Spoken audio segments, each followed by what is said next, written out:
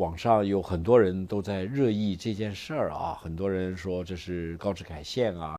我们现在说恒河，说是在说恒河，实际上是彻底的颠覆了印度的小算盘。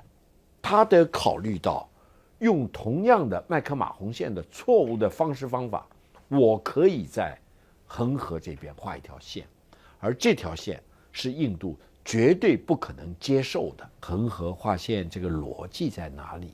逻辑啊，就是让印度清醒过来。中国从来没有承认麦克马洪线，印度再也不要坚持麦克马洪线才是中国印度的边界线。印度如果坚持的话，第一个我们坚决不答应，第二个我们一定会要求印度把侵占的藏南地区给吐出来。我们今天聊一聊印度跟美国翻脸了。目前来说，世界上最难受的日子、最难熬的一个人是谁呢？是印度总理穆迪。过去很多年以来啊，美国人把印度当作一个香饽饽，哎呀，捧在手里、抱在怀里啊，等等。然后呢，世界各国都看傻眼了，怎么美国就看上印度了？整天跟他不离不弃的，等等等等。突然之间啊，大家听我说，特朗普3棍子打下去，把印度给打懵了，尤其是印度的总理莫迪给打懵了。哪3棍呢？大家听我说，第一个，特朗普总统公开的说，嗨，在印度和巴基斯坦的空战中，印度的5架战机被击落了。哎呀，印度说没有啊，我现在是平行宇宙啊，我向全世界宣布，我没有战机被击落，击落的是巴基斯坦的战机等等。特朗普挑明了，我有可靠的信息，有可靠的情报，等等等等。印度败于巴基斯坦，这岂不是要了印度的命了？印度在南亚自称为是霸主。哎呀，现在特朗普总统说，你印度经济是半死不活的、死气沉沉的经济。特朗普的英文里面用的那个词儿更加恶劣，叫 dead economy， 是死了的经济。但我觉得他的意思是死气沉沉的意思啊，等等，这岂不是要了穆迪总理的命了？因为穆迪总理最近几年一直在印度说，印度现在是飞黄腾达，印度经济是突飞猛进，印度经济规模超过中国，指日可待，等等等等。哎呀，被美国总统一棍子打下来，说他的经济是死气沉沉，那还得了？第3棍是什么呢？第3棍更厉害呀！因为呢，特朗普现在说他跟一些国家呀、欧盟啊等等已经达成了所谓的关税协议，然后呢，他说我跟印度也达成了，印度已经同意跟我们签协议了啊。最后呢，一揭中，哎呀，印度吓一跳啊！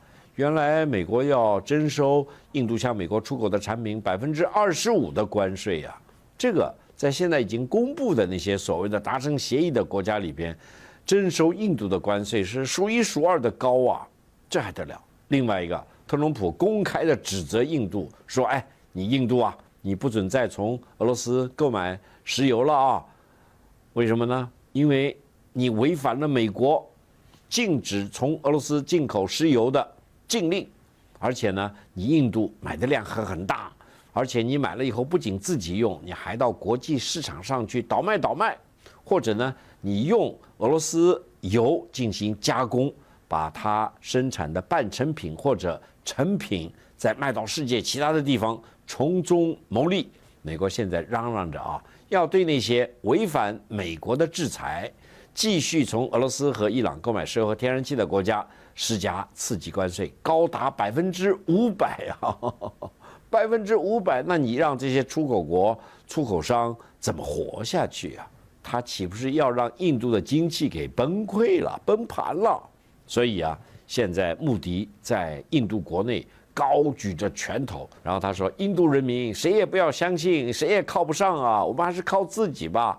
印度人民，你要购买我们印度生产的产品，就是说印度产品卖不出去了，美国人不要他们的产品了，加征高税了，还要加征比如说刺激惩罚性的关税，所以印度现在有点受不了了，说我的经济怎么办呢？我定点向美国要出口的这些东西卖到哪儿去呢？卖给自己吧，等等啊。所以目前来说，世界上最难受的日子最难熬的一个人是谁呢？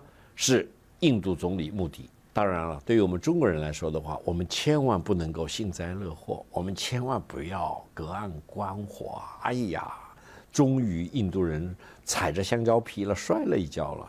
大家听我说，为什么我们在对付美国发动的反世界的关税战中，其实我们有很多是共同的利益。第一个，你首先拿美国威胁要惩罚那些从俄罗斯和伊朗进口石油和天然气的国家，要征收所谓的次级惩罚性关税，高达500%的来说的话，美国现在这样对付印度，它同样威胁要用同样的方法来对付我们中国。所以从这一点上来说的话，中国和印度是一条战壕里的。另外一个，美国现在刻意对印度加征如此之高的关税，它难道是帮我们中国吗？不是的，它是为了实现美国自己的利益。另外一个，我有个观察跟大家分享一下。你看美国现在对于印度进行高关税，还要进行次级惩罚。它对于巴西征收高关税，高达50%啊。它对于南非不断的对它进行羞辱，不断的进行对它惩罚，然后呢，威胁也要征收高关税。然后他们对我们中国一而再再而三的对我们威胁，甚至发动了反华的关税战和反华的贸易战等等还有谁呢？对于俄罗斯，特朗普一开始对俄罗斯还是比较讲道理比较礼貌，现在有点迫不及待了吧？撕下了所有的伪装，甚至把核潜艇都派到俄罗斯的海岸线边上去了。大家有没有发现，中国、印度、巴西、南非还有俄罗斯，都是金砖组织的创始国呀。当然了，现在金砖组织还有其他的几个重要的国家等等。但是你拿金砖国家的创始国来说，岂不恰恰就是这5个国家吗？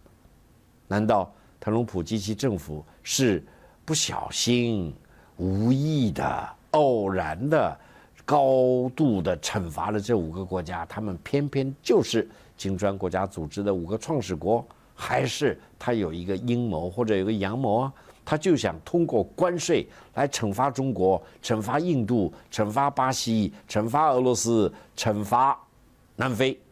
最终的目的是什么呢？第一个，他已经公开的说了，不准你们金砖国家搞自己的统一的货币或者统一的结算体系。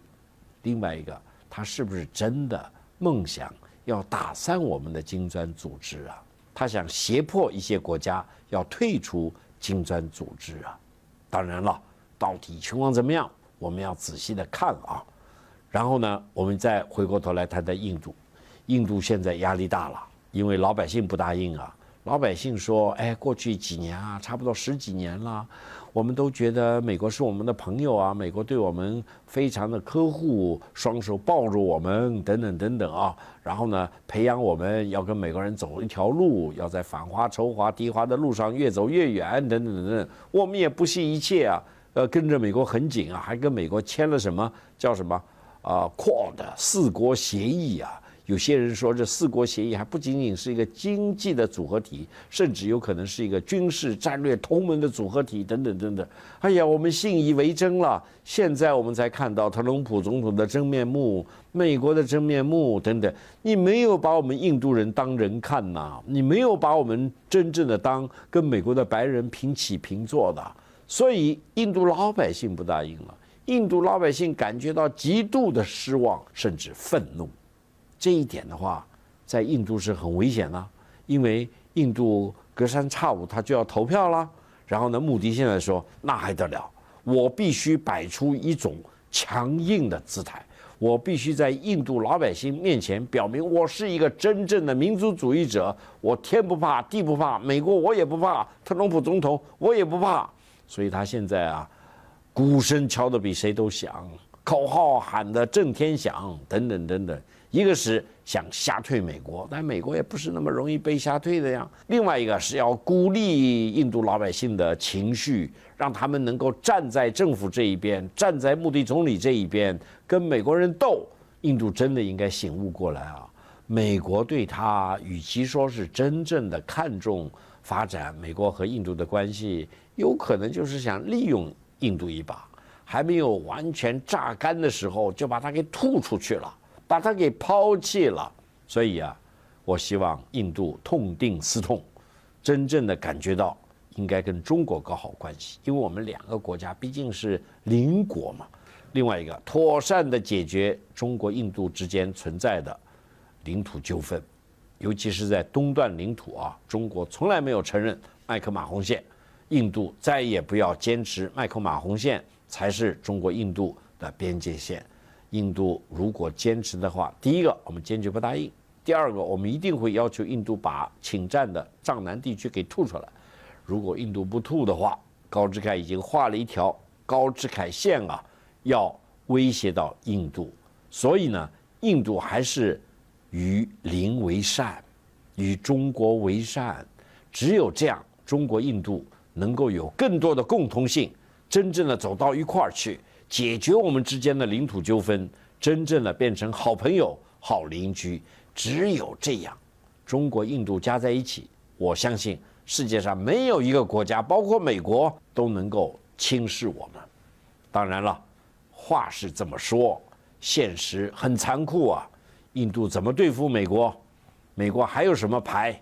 所以啊，我希望印度老百姓能够真正的意识到，中国才是世界上的一个稳定的力量。所以呢，中国和印度应该做出更大的努力，真实的探讨我们两国之间的合作，努力的解决我们两国的领土纠纷。印度放弃麦克马洪线，把侵占了我们的藏南的领土还给我们中国，使得我们中国和印度啊能够有一个基础，建立永续的和平。